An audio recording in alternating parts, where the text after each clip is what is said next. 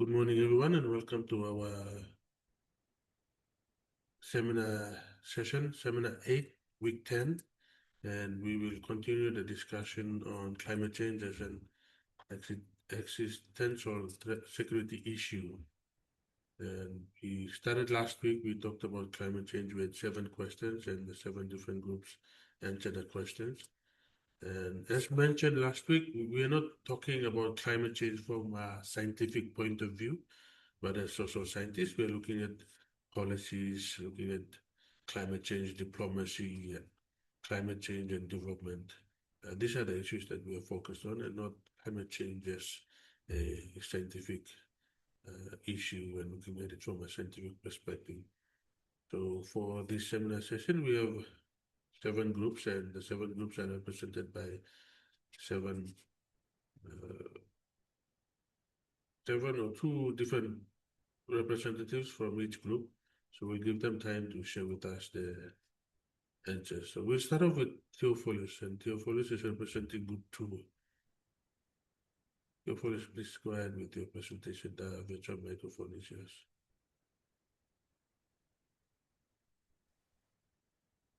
Thank you, Mr. Yegora. Good morning, everyone. I will be representing group number 2 and presented our findings about our assigned question under week number 10.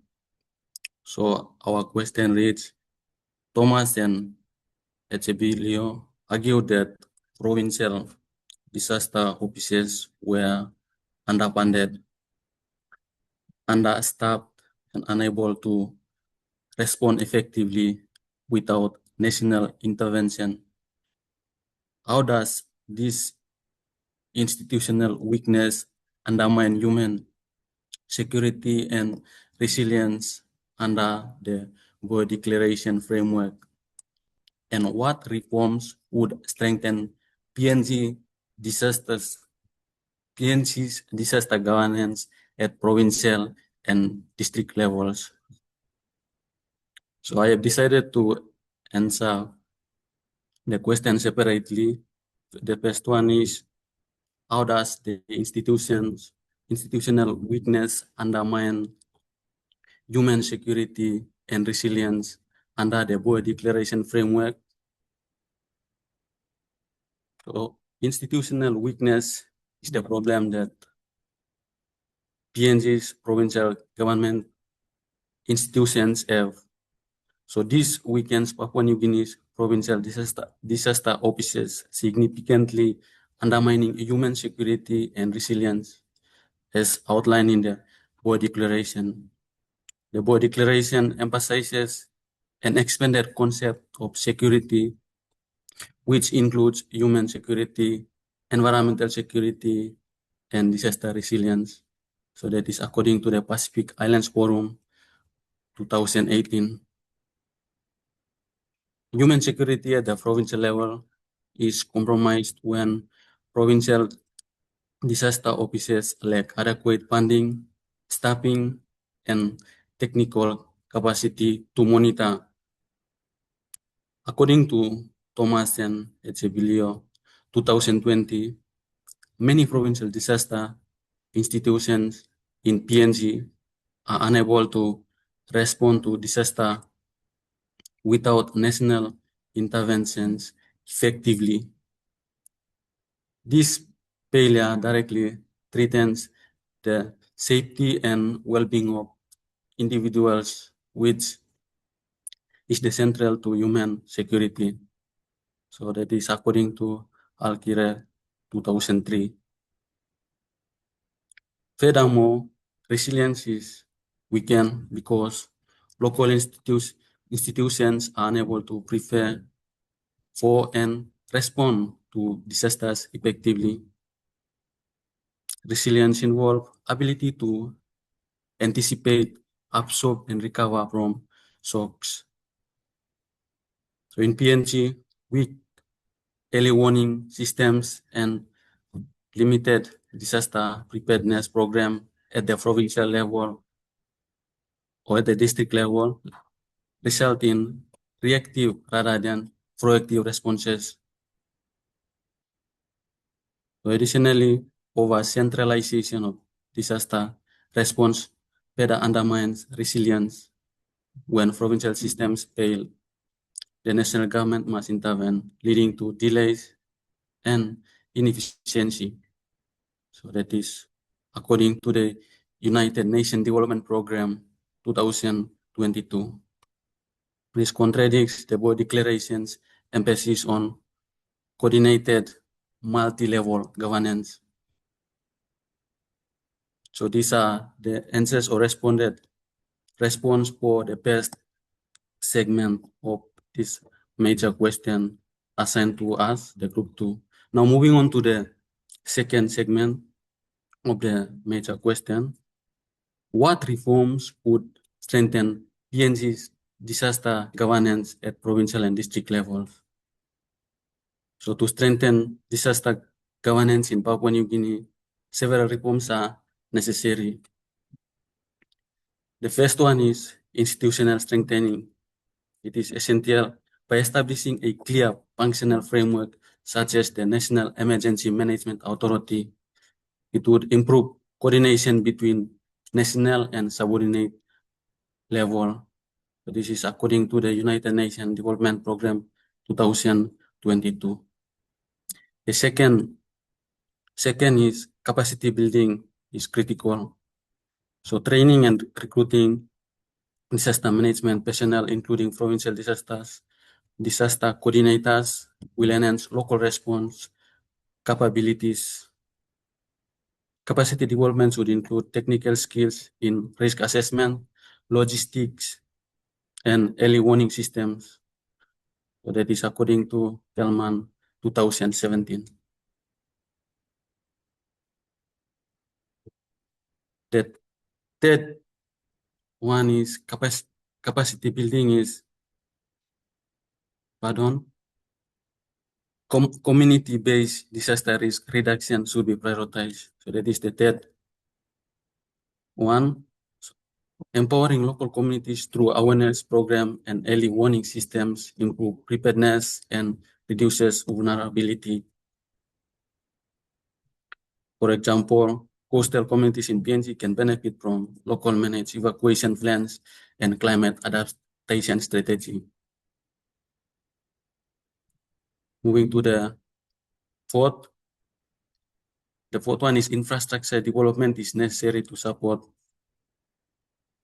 disaster response. So improving roads, communications, network, and storage facility will enable faster delivery of aid, particularly in remote areas. And the final one is governance and accountability mechanism must be strengthened. So transparent monitoring and evaluation system will ensure that resources are used effectively and that institutions remain accountable. So that is according to the ADB or Asian Development Bank 2021. So in conclusion, institutional weakness at the provincial level significantly undermine human security and resilience in Papua New Guinea. So addressing these challenges through institutional reform, capacity building, funding, and community engagement is essential for aligning Papua New Guinea's disaster governance with the Boe Declaration framework. Thank you very much. I have come to the end of the presentation. Thank you, Theophilus, and thank you for representing your group number 2. And yes, the provincial disaster offices are set up right across all the different provinces, and we seriously need to improve the performance of these offices. Let's now listen to Anton and Gregory, who are representing Group 3. Anton and Gregory, the virtual microphone is yours. We thank Theophilus for representing Group 2, and after Anton and Gregory, we'll go back to Francis and Stella, who will be representing Group 1.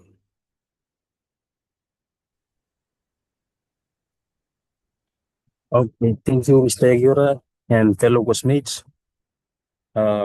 This time we have decided not to present ourselves on the video, so I hope it's not a big factor as well. So me and Gregory will be presenting on behalf of Group 3.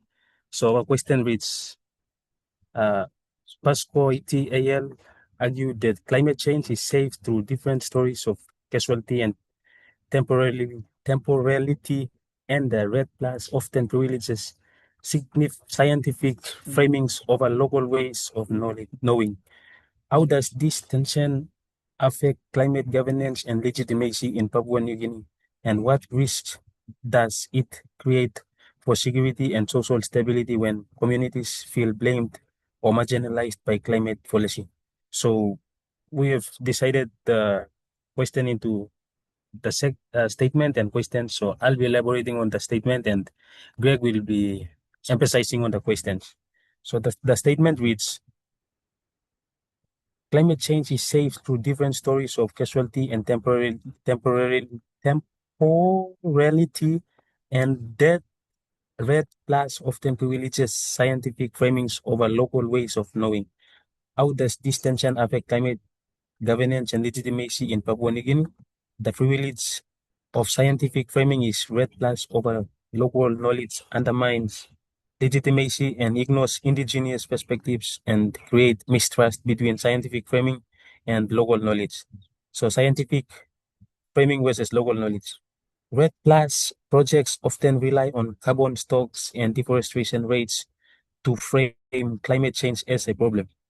While local communities understand environmental changes through their lived experiences, spiritual ties, and customary land practices. When scientific framing is dominant, the local narratives are often ignored. As a result, it weakens trust in the governance structures. So, legitimacy challenges. Governance legitimacy depends on recognition of diverse knowledge systems. In PNG, where land tenure is largely customary, ignoring local epistemologies delegitimizes red plus initiatives. Communities perceive policies as externally imposed, saving global carbon markets rather than local needs. So moving on to the ontological frictions, Pascoe describes this as awkward, unstable, and unequal encounters between global governance and local lives. Such frictions highlight how red plus pilots in places like Suruau, Milan Bay province produced contested meanings of climate responsibility undermining cooperation. So thank you, and I'll hand it over to Greg for further elaboration on the questions. Thank you so much.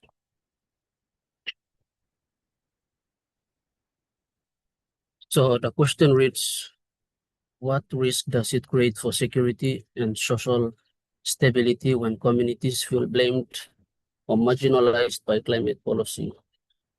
So when Red Plus frames deforestation as a local failure, communities feel blamed for global climate problems. This fosters resentment, especially when locals see logging companies as the main cause of deforestation. Red Plus projects often introduce new hierarchies, especially those who benefit from carbon payments versus those excluded. This can cause disagreement between families, clans, or tribes, and destabilize traditional governance systems. Conflicts, disputes over land rights, benefit sharing, and project control can escalate into local conflicts. In PNG's fragile governance environment, such tensions undermines broader social stability. Finally, marginalization can cause distrust between a state and its international partners, reducing cooperation in climate initiatives. As a result, it weakens resilience against climate impacts, especially in vulnerable rural areas. I think that's all, and we have came to the end of our presentation. Thank you. Thank you very much, Anton and Gregory, for representing Group 3. And it's interesting how traditional governance systems, they clash with what has been discussed nationally and internationally. I think it all goes back to research. We need to domestically do proper research, go into the isolated communities and study our system of traditional systems and how people in the villages are living, and then see how that is aligned to what has been done internationally and REDD plans and all that. Let's listen to Francis and Della, who are representing Group 1. Please go ahead. The virtual microphone is yours. So after Francis and Della, we'll have Joseph and Odelia representing Group 4. So we continue the conversation with Francis and Della.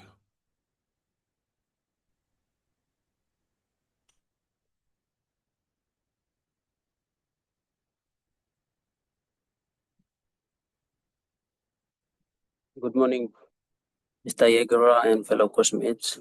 So for today's session, Della and I will be representing the Group 1 by answering the assigned statement question, which is Thomas and Ezebilo highlighted the 2015 drought and frost affected almost 2 million people and exposed PNG's weak preparedness and slow response capacity.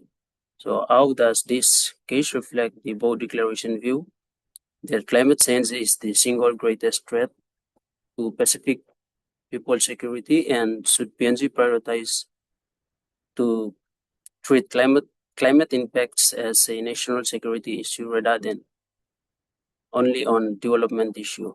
So I'll be elaborating on the statement and Ella will answer the question. So Thomas and Ezebilo's point about the 2015 drought and frost in Papua New Guinea is significant because it highlights both the scale of disaster and institutional weakness in country's disaster management system. So the question is PNG ready to adapt and manage disasters? So according to Thomas and Ezebilo, 2017, the experience regarding the drought and frost 2015 in PNG revealed that PNG agriculture sector is not ready to adapt to climate change and the country is not prepared to manage disasters. So the 2015 drought and frost in Papua New Guinea, which affected almost 2 million people, directly reflects the Boe Declaration view that climate change is the single greatest threat to Pacific people's security, because it showed how environmental shocks undermine multiple dimensions of security at once. So human security was threatened as food and water supplies collapsed, economic security was destabilized as subsistence farming failed, and political security was weakened as the state's slow, fragmented response exposed fragile institution and reliance on external aid. So in this way, PNG case demonstrate that climate change is not just a development challenge, but a multidimensional security threat that endangers survival, sovereignty, and stability across Pacific, exactly as the Boe Declaration wants. So now I'll leave it to Della to answer the question. Thank you.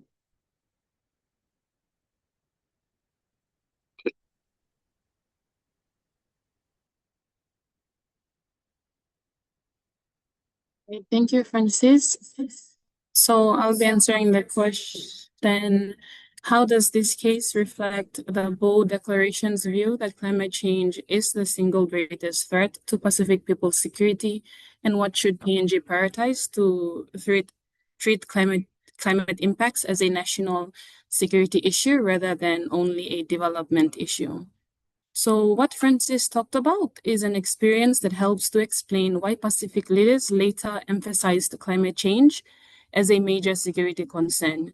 Now, the Boe Declaration on Regional Security 2018 recognizes that climate change is the single greatest threat to security of the people of the Pacific, expanding the concept of security beyond military threats to include human security, such as access to food, water, and livelihoods. The 2015 drought clearly reflects this view because it demonstrated how climate change can directly threaten people's survival,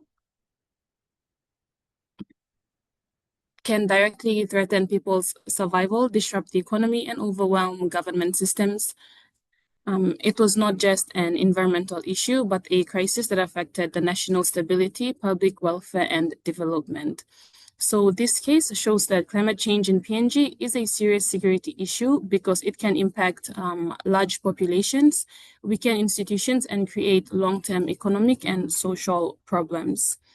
The fact that the government response was slow and insufficient highlights the country's vulnerability to future climate shocks, which are expected to become more frequent and intense. So to treat climate impacts as a national security issue rather than only a development issue, PNG should prioritize strengthening its disaster preparedness and response systems. This includes better funding and resourcing of provincial disaster offices, improving coordination between agencies, and ensuring faster and more efficient emergency responses. PNG should also invest in long-term climate adaptation, especially in agriculture, by promoting drought-resistant crops, irrigation systems, and agricultural extension services. In addition, improving early warning systems, infrastructure, and public awareness is essential so communities can prepare in advance. Overall, PNG must shift from a reactive approach to a more proactive one, recognizing climate change as a direct threat to national security and prioritizing resilience and preparedness. Thank you, and that's all from Francis and I. Thank you through Della and Francis for sharing with us your answer to the question assigned to Group 1.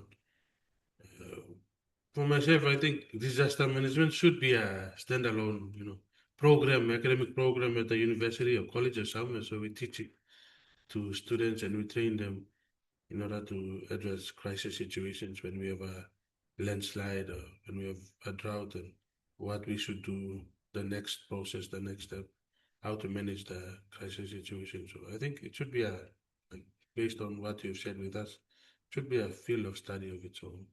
But thank you, Francis and Della, for adding to the conversation on climate change. We now listen to Group 4, represented by Joseph and Odilia. The virtual microphone is yours, Joseph and Odilia. Please go ahead.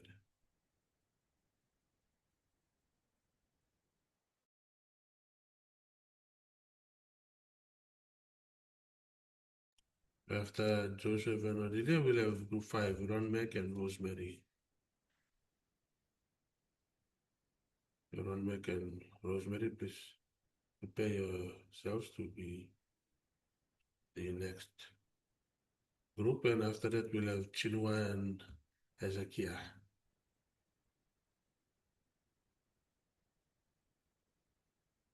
Ron Mac and Rosemary, please go ahead.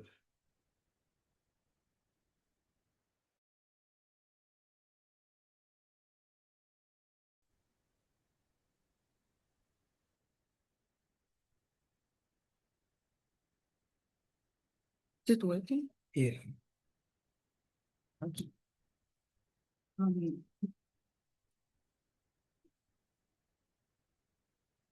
Good morning, everyone. Today, Joseph and I will be representing Group 4. The question that we were tasked to do was Thomas and Ezebilo point out that farmers lack access to climate information, drought, frost forecasts, and public awareness programs, especially in remote areas. How does weak information access increase vulnerability and insecurity in the Boe Declaration terms? And what practical communication strategies could PNG use to improve early warning and community preparedness? Now, this question will be answered in two parts, and I will be explaining how weak access to climate information increases vulnerability and insecurity using the Boe Declaration on Regional Security, and my partner Joseph will explain practical communication strategies that Papua New Guineans can use to improve early warning systems and community preparedness. So yeah, limited access to climate information means farmers do not receive important updates such as drought warnings, frost forecast, or seasonal weather information. Now, according to Thomas and Ezebilo 2020, this problem is very common in remote areas where communication services are limited. Now, when we connect this to the Boe Declaration, we understand that security is not just about war or crime. It also includes human security, environmental security, and disaster security. And climate change is considered as one of the biggest threats to people's life and well-being in the Pacific. And recently, like according to ABC Australia, there was Cyclone Malia that claimed the lives of 11 people over the weekend. Yeah, so that's like one that we could relate to what we're talking about. Yeah. Now, firstly, limited access to information affects human security. This is because most farmers depend on weather information to make decisions. For example, they need to know when to plant crops, when to harvest, and how to how to prepare for drought or frost. If they do not receive this information, they may plant at the wrong time. And when this happens, crops can fail. When crops failed, families may not have enough food to eat. At the same time, farmers lose income because they cannot sell their produce. This may create serious problems such as hunger, poverty, and stress within the households. Second is weak information access affects environmental security. When farmers do not understand changing weather patterns, they may continue using traditional farming methods that no longer work well under climate change. For example, they might overuse land or fail to manage water properly during dry periods. Over time, this can damage the soil, reduce fertility, and lower crop production. And the environment becomes weak and less able to support future farming. The next one is weak information access affects disaster security. Without early warning systems, communities are often surprised by extreme weather events such as droughts, heavy rainfall, or frost because they're not prepared and the damage becomes worse. Homes, gardens, and food supplies can be destroyed. People may be forced to move to other places, and recovery can take time and costs a lot of money. And if warnings were available, communities could prepare in advance and reduce these impacts. In summary, in Papua New Guinea, the situation is even more serious for us because many communities live in remote areas where there is limited access to roads, the internet, and communication services. And because of this, important information do not reach them on time. And yeah, it sort of creates inequality where rural communities are more vulnerable than us in the urban areas. These challenges can also lead to other issues such as migration to towns, conflicts over limited resources, and increase in poverty. Weak access to climate information increases insecurity in many different ways. Now I will give this space to my partner to explain. So now we'll move on to the second part of the question, which is about practical communication strategies. So there are several simple but effective ways that PNG can improve early warning systems and community preparedness. So the first strategy is improving radio communication. Radio is one of the most reliable and widely used forms of communication in rural PNG. Many households have access to radios, even if they do not have internet or smartphones. Weather updates and warnings can be broadcast regularly in Tok Pisin and local languages so that people clearly understand the message. The second strategy is using mobile phone alerts. Even though not everyone has a smartphone, many people use basic mobile phones. SMS messages or voice calls can be sent to warn people about droughts, frost, or heavy rainfall. This is a fast and direct way of sharing information. Okay, the third strategy is strengthening community-based communication. People in rural areas often trust their local leaders, such as church groups and extension officers. These individuals can act as messengers who explain climate information in simple and culturally appropriate ways. This helps ensure that the message is not only received but also understood and acted upon. The fourth strategy is increasing awareness and education programs. This can include village meetings, workshops, and school programs. These activities can teach people how to understand climate information and what actions to take when they receive warnings. When people are educated, they are more confident and prepared. And the final strategy is combining traditional knowledge with scientific information. Many communities already have their own ways of predicting the weather, such as observing environmental signs. When this local knowledge is combined with modern weather forecast, it becomes more meaningful and easier for people to trust and use. So now to conclude, weak access to climate information increases vulnerability and insecurity because it affects human security, environmental security, and disaster security. As explained in the Boe Declaration, farmers and communities are unable to prepare, respond, and protect their livelihoods. However, by improving communication through radio, mobile alerts, community networks, education programs, and the use of both traditional and scientific knowledge, PNG can strengthen early warning systems and our communities become more prepared and resilient. Thank you, and that's the end of our presentation. Thank you very much, Joseph and Odelia, for a very interesting presentation. Just imagine those villages up in the mountains of Raikos and Josephstyle, and the access to information. Radio is a good way of reaching out to them, but then we have church networks as well. You have the Nazarene or EBC churches or Catholic churches where we can send information to the priest or to the pastors and also the local ward councillors. So we need to improve communication and also educate our people about different adverse effects of disasters and all these other crises that are connected with climate change. Okay, thank you once again, and we move on to the next group, Group 5. Group 5 will be represented by Ronmac and Rosemary.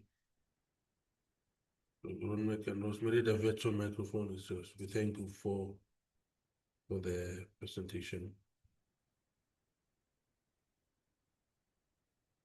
After Ronmac and Rosemary, we'll have Chinua and Ezekiel. So Group 5, please go ahead. And if you have any questions, comments, we can discuss further in the discussion forum for this week.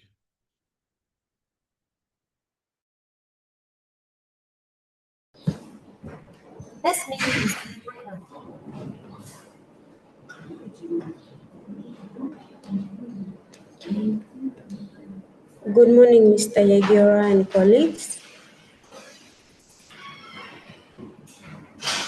Again, for this seminar presentation, Ronmek and I will be presenting on behalf of Group 5 for this week. So for this week seminar, our statement and question raised, statement, Pascoe and others, so that people in Suau explain climate change through relational ideas, linking environmental change to broken custom, weaken human-nature relationship, and disruptions to seasonal patterns. To the question, how does this local understanding challenge top-down climate interventions like REDD+, and how should PNG design climate adaptation and mitigation policies that respect customary land system while still meeting national and international targets? Again, the question was divided into two parts, which I will present on the first part, and Ron Mac will be presenting the second part. Moving on.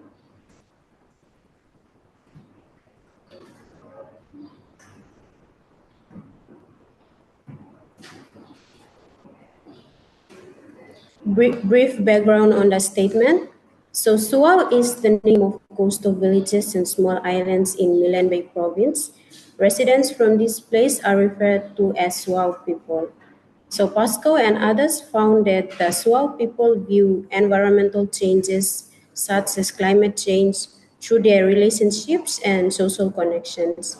They believe that climate change is not just a physical problem, but also reflects broken customs, shifts in how people interact with nature, and changes in seasonal patterns.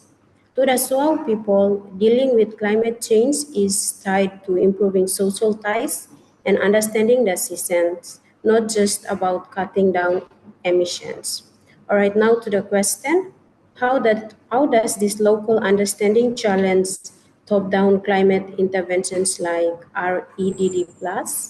The challenge is that the Suau people view or see changes in the environment as signs of broken traditions and weakened connections between people and nature and messed up seasonal patterns. So this is their way of explaining the climate change issue. On the other hand, REDD Plus looks at the problem as just deforestation and carbon emissions that can be measured, given a price and reduced. So an example is the Central Suau pilot REDD Plus project, which was established in Milan Bay province, and that was taken from the RED project database website. So this project is an international REDD Plus project and is introduced in a coastal Suau speaking area in Milan Bay.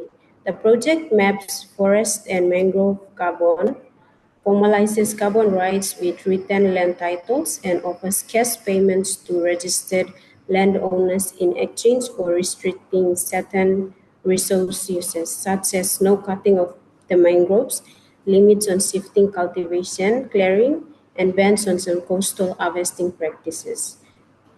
The project monitoring uses satellite imagery and annual carbon accounting. However, the establishment of this project caused major challenges to the Suau people based on how they view climate change. Challenges such as how they view climate change. So the challenges that this project, the people, Suau people faced when establishing the project. The first challenge is customary rituals and seasonal practices are sidelined, in which community elders explained that certain mangrove clearings and seasonal bans were part of ritual cycles that maintain fish runs and soil fertility. However, the establishment of REDD Plus ban prevents those ritual actions. So seasonal cues like fish arrival and planting times are no longer aligned with the project schedule, calendar or schedule. And the second challenge which the Suau people faced when the project took place was ecological outcomes diverse from expectation. So short-term forest cover may stabilize on satellite imagery, but because seasonal management and ritual knowledge were interrupted, local ecological functions like fish spawning and soil regeneration decline, producing food insecurity and new pressures to exploit other areas. Thank you. Now I'll leave to Ronmek to take us through the next part of the presentation. To the second part of the question, how should PNG design climate adaptation and mitigation policies that respect customary land systems while still meeting national and international targets? So before answering the question, I'll just give a brief explanation of the two climate strategies, adaptation and mitigation. So firstly, adaptation means the adjustment in natural or human systems in response to actual or expected climate change effects, which moderates harm or exploits beneficial opportunities. and it is a local response to global issue because activities must be tailored to the particular vulnerabilities of the local team. And the second one is mitigation. So climate change mitigation includes actions we take globally, nationally, and individually to limit changes caused in the global climate by human activities. Mitigation activities are designed to reduce greenhouse gas emissions and or increase the amounts of greenhouse gas removed from the atmosphere by greenhouse sinks. Moving on,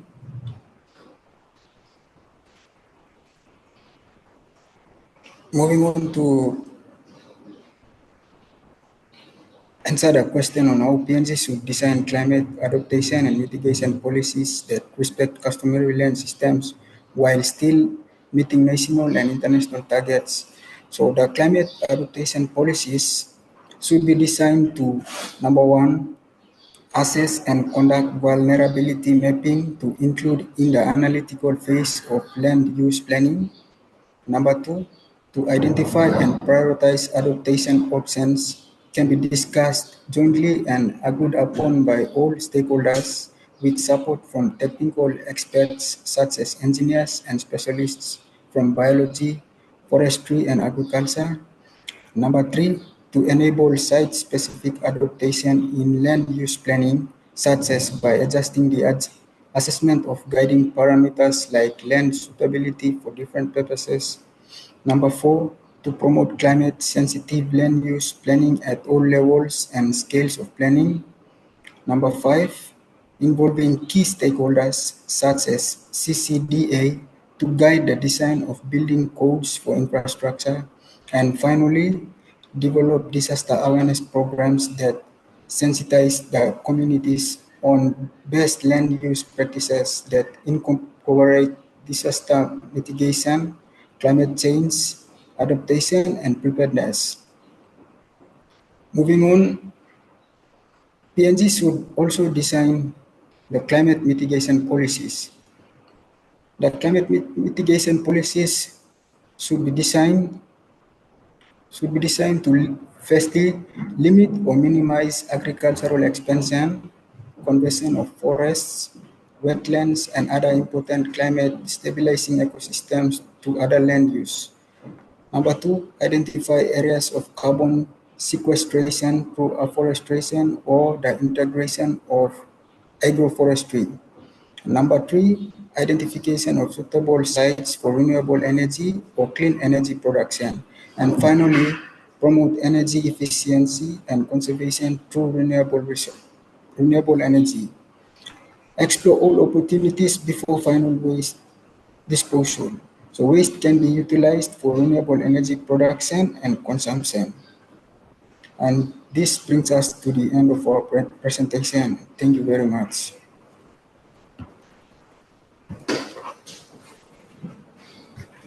Okay, thank you, Ron Mac and Rosemary, for sharing your answer to the assigned question. And we also thank you, Group 5. So now we move on to Chinua and Hezekiah, who will be representing Group 6. We hand over the virtual microphone to the both of them. And if the virtual microphone is yours, Chinua and Hezekiah.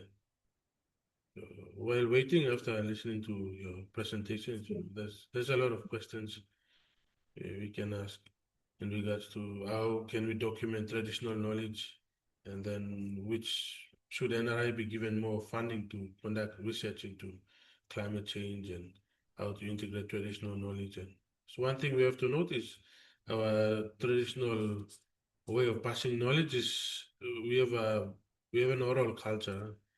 It was not written on paper or written on stones or there was no written documentation of our traditional ways of doing things. We shared through verbal stories. So through that, we've lost most of our traditional knowledge due to colonization. So that's something for us to think about. Sorry, Chinua, go ahead. Good morning, good day, Mr. Yegera and class. Ezekiel and I will be representing the group 6 to present on the comment and the statement which reads Thomas and Ezebilo emphasize poor interagencies coordination and unclear responsibilities among disaster management agencies.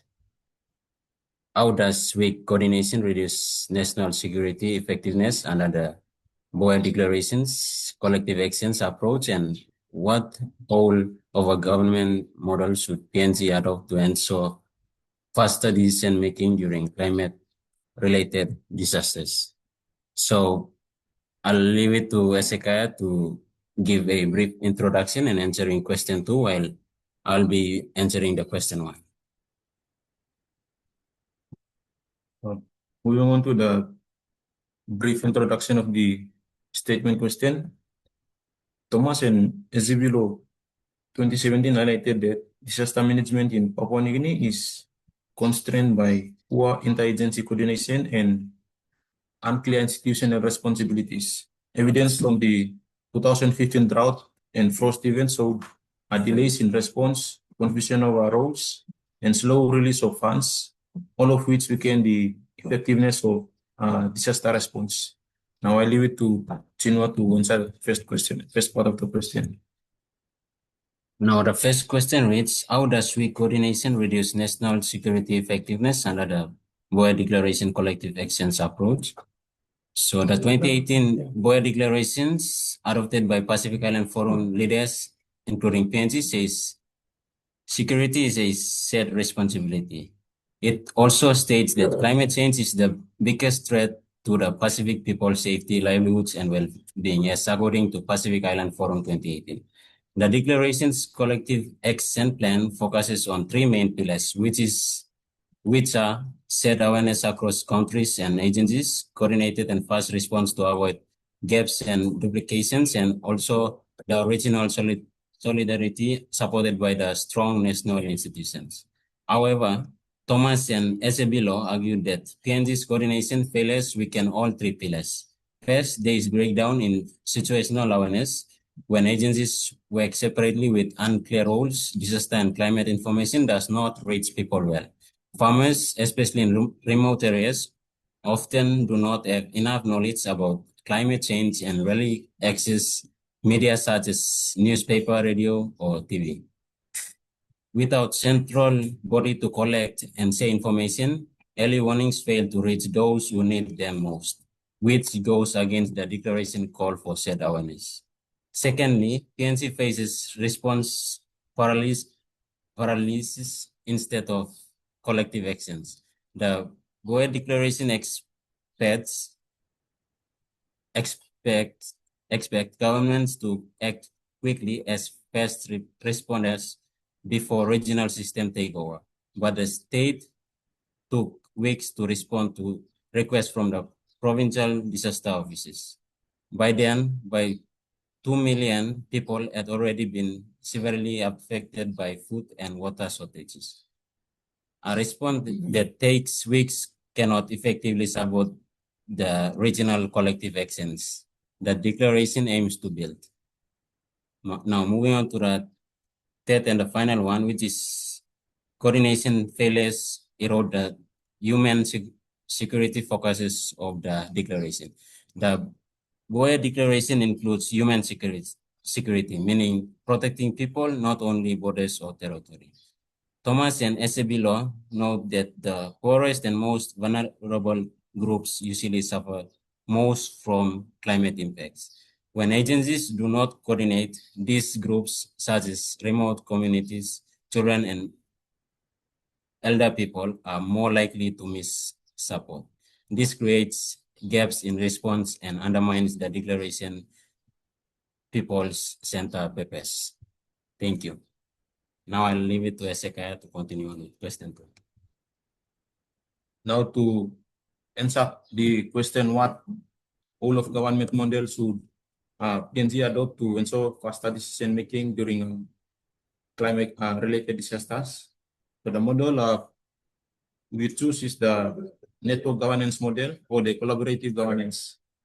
as Thomas and Ezebilo highlight poor collaboration and coordination among agencies. So this model directly addresses that by encouraging horizontal coordination, not just the top-down control, and promoting information sharing and partnerships, include local communities, which is crucial in PNG's rural context. Importantly, network governance would improve faster decision-making by decentralizing authority across the network. Provincial and local actors could make immediate decisions based on local conditions without waiting for central government approval, which previously caused significant delays.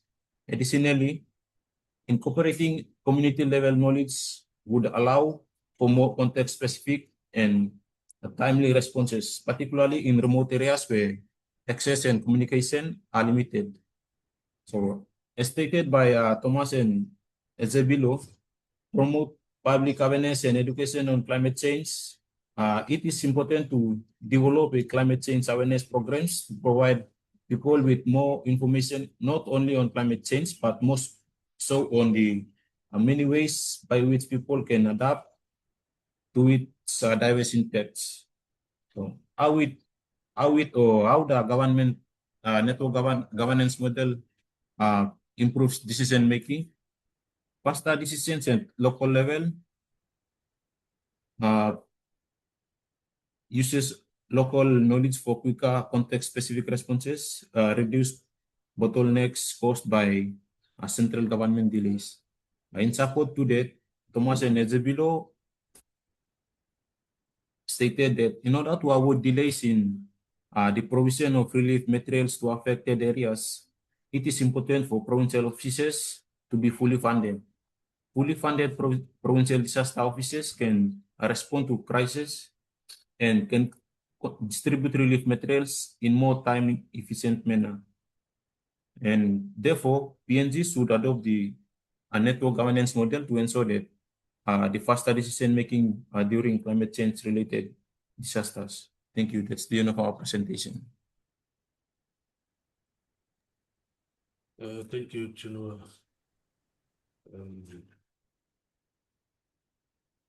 Ezekiel, for your presentation, representing Group 6. Very interesting presentation again in regards to the model for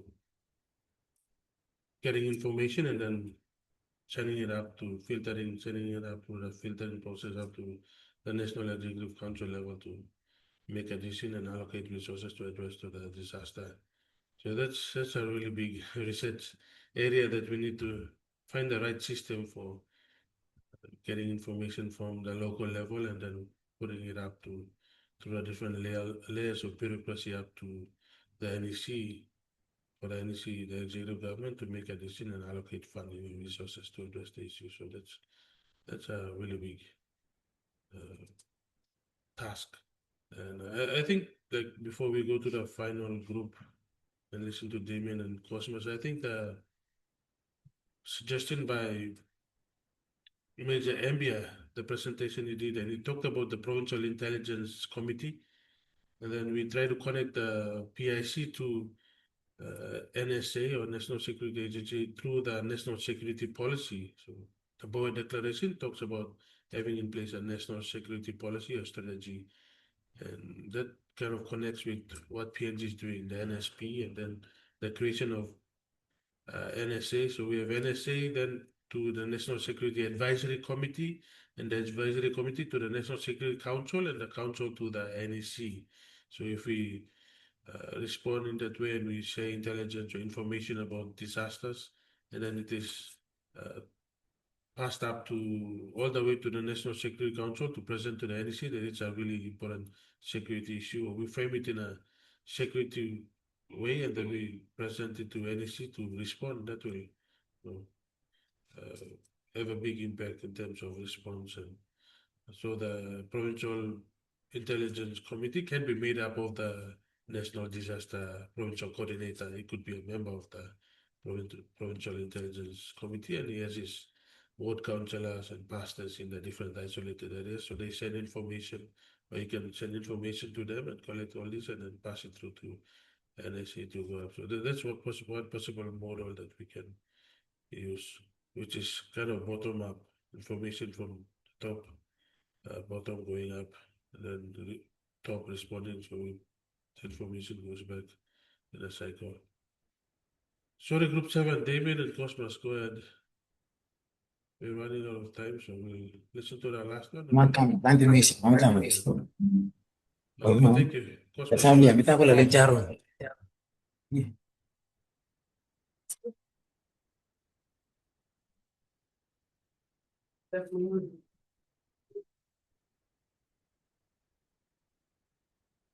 Cosmos, you can go ahead. You and Damien, please.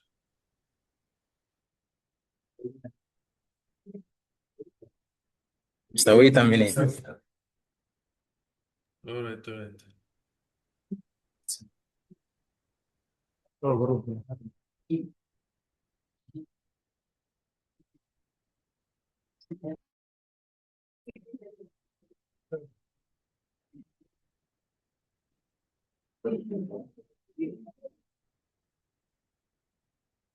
Wait, we are looking for the room. Okay, so good morning, Mr. Yegura and viewers. On behalf of Group 7, me and Cosmas will answer the question. Thomas and Ezebilo concluded adaptation is cheaper than crisis response, and that PNG needs long-term monitoring, training, and preparedness system. How does this argument support Boe Declaration, emphasize on resilience and long-term security planning?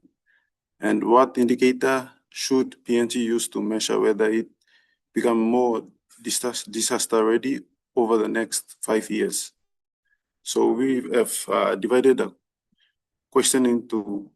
main question into 2 parts. So the first question, Cosmas will answer the first question and I will be answering the second question.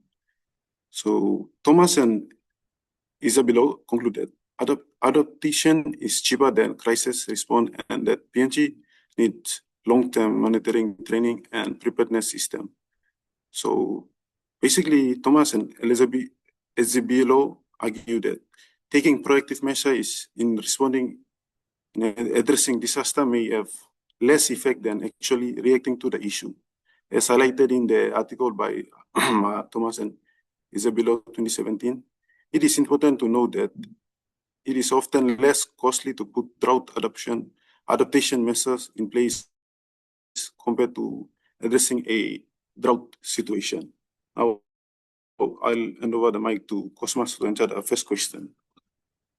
The first question derived from the main statement question is, how does this argument report to Boe Declarations emphasize on reliance and long-term security planning? So this argument supports the Boe Declaration number 1, which reads, we reaffirm that climate change remains the single greatest threat to the livelihoods, security, and well-being of the people of the Pacific, and our commitment to progress the implementation of Paris Agreement. So in PNG, the argument is supported in terms of improving and monitoring of drought and other climate changes-related incidents in PNG, to increase and improve preparedness of environmental changes. It is important to develop systems for making long-term predictions that could capture future vulnerabilities. Number 2 is encourage collaborations among agencies that are involved in maintaining or managing disasters, as collaboration often results in smart solutions. There is a need to both government and non-government agencies involved to collaborate, especially in the exchange of information and expertise. Doing so will help promote effectiveness and efficiency in managing natural disasters in PNG. Finally, it supports trainings of more PNG citizens in natural disaster risk education, management, and mitigation. Currently, there is a shortage of disaster management professionals in PNG, which further contributes to inadequate disasters mitigation planning and management, logistics, and operations. There is a need to train more people in natural disasters management to help alleviate these problems, especially in terms of planning and distributions of relief materials. So Damien will answer question number 2. Moving on to question number 2, what indicator should PNG use to measure whether it is becoming more disaster ready over the next 5 years? So according to Thomas and Ezebilo 2017, in order to promote effective natural disaster management in PNG, provincial disaster office should be fully funded and more PNG citizens should be trained on planning against management of disaster. Moreover, road network should be improved, collaboration between agencies involved in disaster management improved, and long-term monitoring of climate change event promoted. In summary, Thomas and Ezebilo concludes that proactive adoption is cheaper than reactive crisis response, directly reinforce the Boe Declaration's emphasis on resilience and long-term security planning. The declaration, adopted by Pacific Island leaders in 2018, frames security broadly, not just military threats, but also climate change, natural disasters, and resource pressures. By highlighting the cost of preparedness, Thomas and Ezebilo provide a practical rationale for why PNG should invest in systems of monitoring, training, and preparedness rather than waiting for disasters to strike. This aligns with the Boe Declaration vision of building resilient communities and institutions that can withstand shocks and safeguard long-term stabilities. So the strategic takeaway, if PNG tracks these indicators consistently, it will be able to demonstrate whether it is moving from a reactive posture to a resilient, proactive security stance. Exactly what the Boe Declarations envisions for Pacific nations facing climate and disaster risk. Thank you. That's all. And that's all. Okay, thank you. That's a good conclusion. A good conclusion. I like that statement. That adaptation is cheaper than crisis response, and crisis response is it's expensive to move resources, people around, and then the bureaucratic red tape, information is transmitted or sent, and then the time where the different bodies react, it could take a long time to respond. Like we said, or like I said previously, the Provincial Intelligence Committee to National Security Agency, then to National Security Advisory Committee, NASC, and then to NSC, National Security Council, and then NEC, then it's a very long bureaucratic process and time consuming as well. So the adaptation is much more cheaper and less time consuming. So that's a good concluding presentation. So we end here. That's the end of our 2 weeks of talking about climate change as a development security issue that is affecting us, and looking at climate change diplomacy and policies and our all of government systems that we need to reform and rearrange so that we respond to climate change in a more coordinated and organized way. So that's a challenge to your future policymakers and communication experts, public servants, and those who will be working in the private sector. It's a good challenge for all of us to work together to improve the system and process for responding to climate change threats. Climate change is a security issue, how we will respond to the different threats. So, Emtasol, thank you all for your time, and you all have a wonderful day. And we'll meet again for the next seminar session. Bye for now.